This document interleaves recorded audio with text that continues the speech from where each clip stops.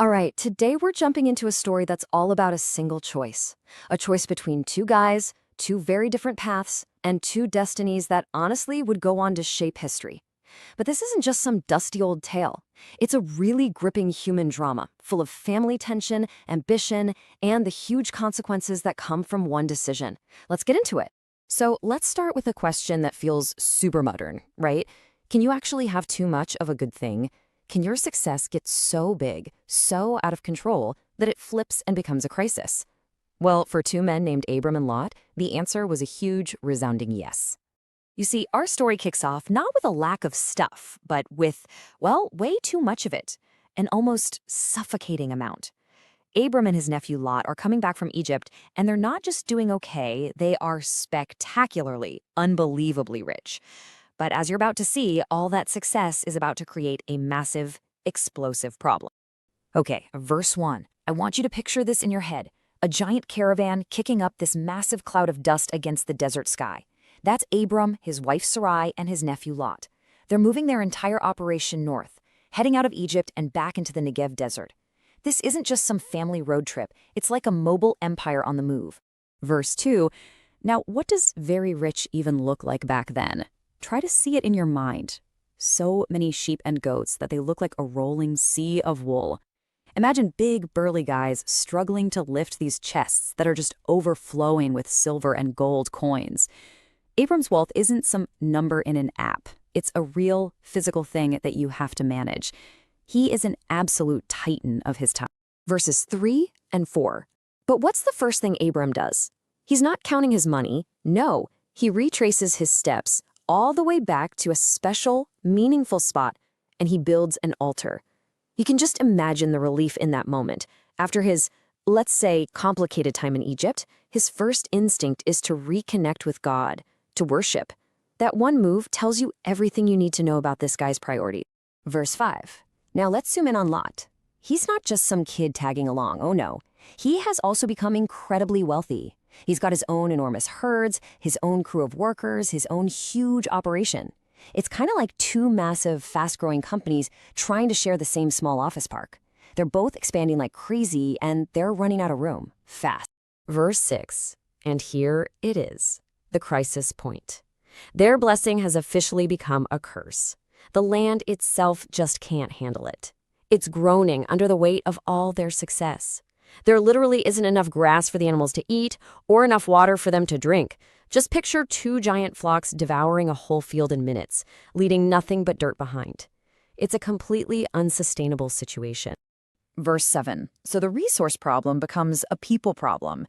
Tensions are boiling over. Imagine Abram's guys and Lot's guys screaming at each other, about to get into a fist fight over the last few inches of a watering hole. And then kind of zoom out a little, and you can see the locals, the Canaanites and Perizzites, just standing on the hills, watching this family's dirty laundry air out in public. It's not a good look. Okay, so something's gotta give. Abram, as the patriarch, as the leader, he knows this can't go on. So he steps in to make a decision that's going to send them down two totally different roads. Verse 8, Abram, the senior family member, he takes charge. Picture him walking right through the middle of the chaos, pulling Lot aside, away from all the yelling. He doesn't come in hot, making demands or pointing fingers. His appeal is way more powerful. He just says, please, we're family.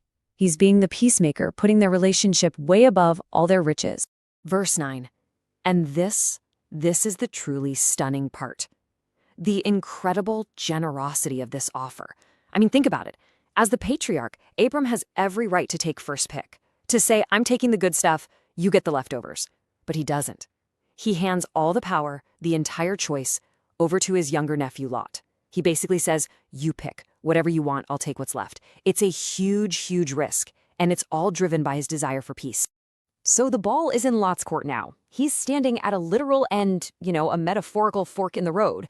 One pass looks just easy, beautiful, prosperous.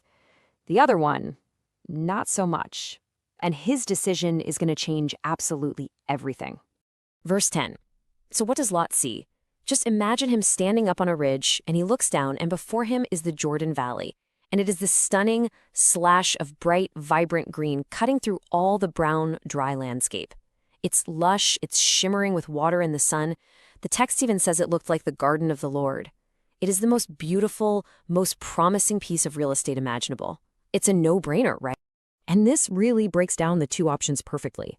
On the one hand, you've got that Jordan Plain. It's green, it looks like instant success, easy living. A choice based purely on what you can see. And on the other hand, you've got Canaan. It's hilly, it's rocky, it's going to take more work, more faith.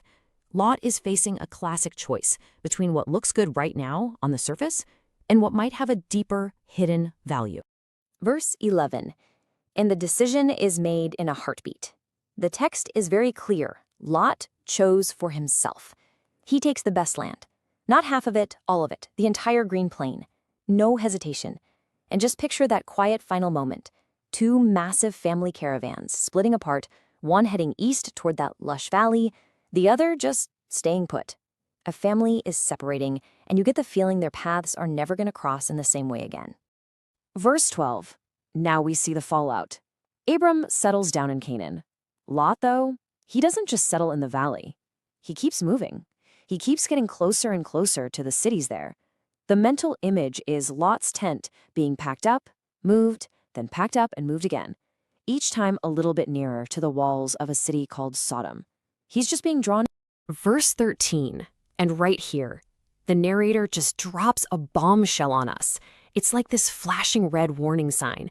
It's a piece of information that Lot doesn't have, but we, the readers, do. That beautiful place he chose, the one that looked like a garden paradise, it's morally rotten to the core. That paradise has a really, really dark secret. So Lot has made his choice. He's heading east. And Abram is left standing there in the rocky hills, having just given away the best piece of land. But it's right here in this moment of what looks like loss that he receives a promise that is absolutely staggering.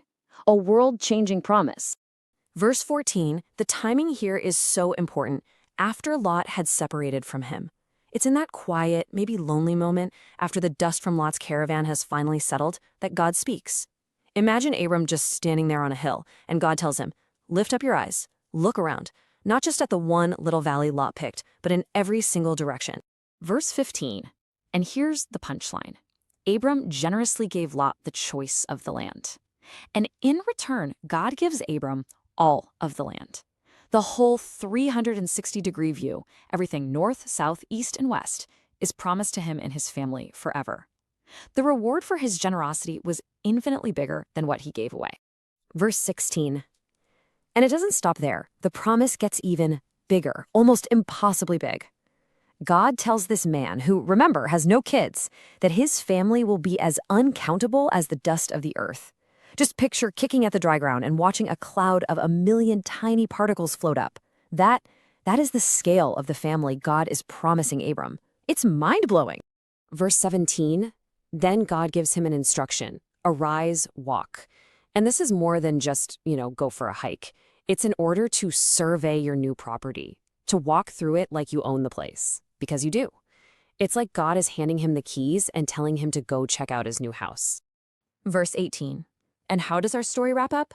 With Abram's immediate response. He obeys. He moves his whole camp to a new spot right inside the promised land.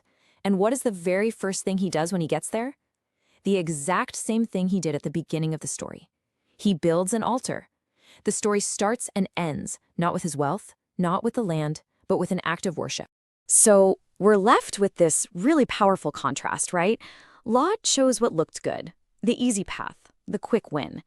Abram, on the other hand, chose relationship, he chose peace, he chose faith. And he received a promise that was beyond anything he could have imagined. And it kind of leaves us with a question to chew on. How often do we make our own choices based on what just seems best on the surface? And how do we get better at seeing the real, lasting value in the path that might require a little more faith?